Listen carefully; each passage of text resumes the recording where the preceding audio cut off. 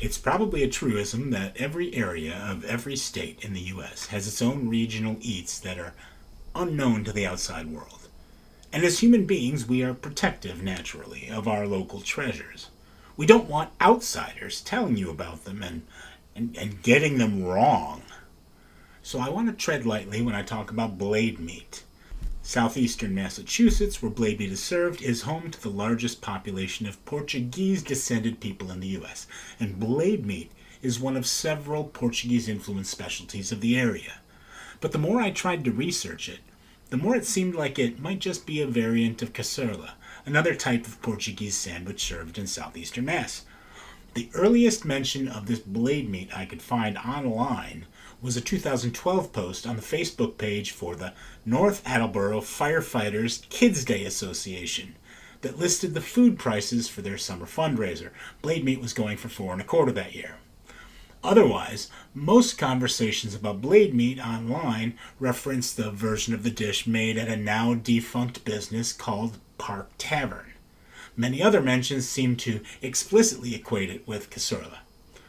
Still, the Portuguese Pantry website that's based in Massachusetts sells two separate spice mixes, one for cassoulet and one for blade meat, with different ingredient lists.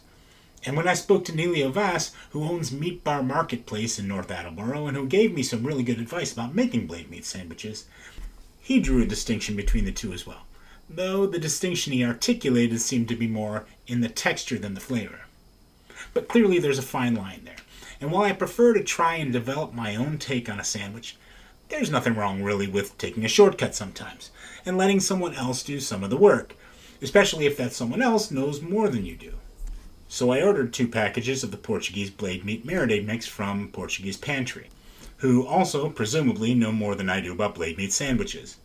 And I cut up about 4 pounds of pork butt, including that shoulder blade bone the dish gets its name from, and I let it marinate for 24 hours in that spice mix, with paprika and garlic, red wine and vinegar, and some crushed red pepper flakes for a little kick. Now, blade meat sandwiches are served on either the bulky rolls native to the northeastern U.S., or often on crusty Portuguese-style papo secos rolls. My own track record on making Portuguese rolls has been a little spotty, but I recently had a pretty good one at a restaurant in Chicago called Noodlebird. I went there back in June with my brother and a friend and ordered about half the menu.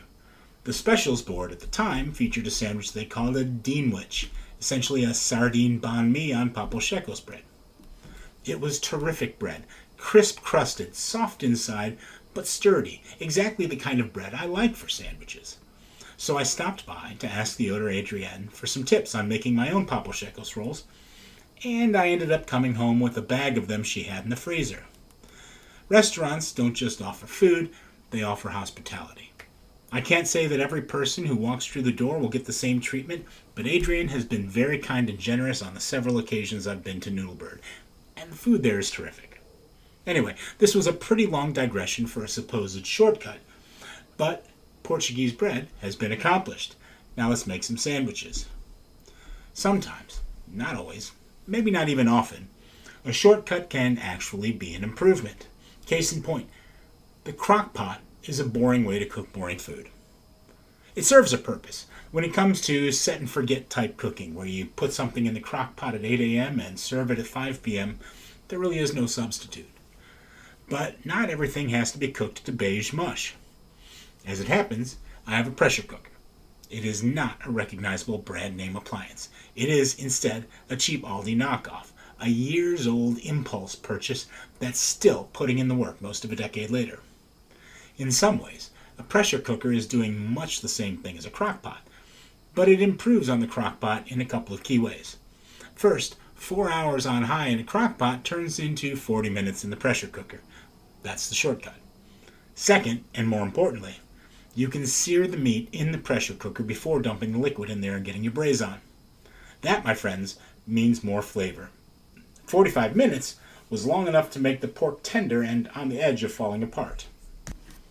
Now, if you go to the North Attleboro Firefighters Kids Day tent and buy a blade meat sandwich, they're probably just going to pull a bulky roll out of a bag and pile on a few chunks of meat, maybe drizzle a little of the braising liquid over the top. But those papo secos toast up too nicely not to brown them in a pan just a bit. And according to Neelio Vaz, the pork should be fork tender, but still in discrete chunks rather than fully shredded. Mine was basically just over that cusp, remaining mostly whole while suspended in the brilliant red cooking liquid, but slumping and falling apart into delicate strands almost as soon as it was removed. The braising liquid, slick with fat and collagen rendered from the pork, soaks its savory way into the crusty roll, leaving behind tender clumps of pork disintegrating into shreds, earthy and paprika sweet. Porky, yes, salty, yes, spicy. Perhaps there's a bit of cayenne heat to the marinade as well. Could it use something? Acidity from pickle or pepper relish or even jardinera. The pungent crunch of onions, diced or in rings. Some cheese melted over or even under all that pork. Maybe even a simple squirt of mustard. Maybe, maybe not. Not everything needs to be improved. Maybe this is enough. The soft pork and its juices, and the crusty bread, and the race to finish both before the one disintegrates the other. Even so, I wouldn't mind taking a trip back to that area of Massachusetts and trying the real thing to see how I did.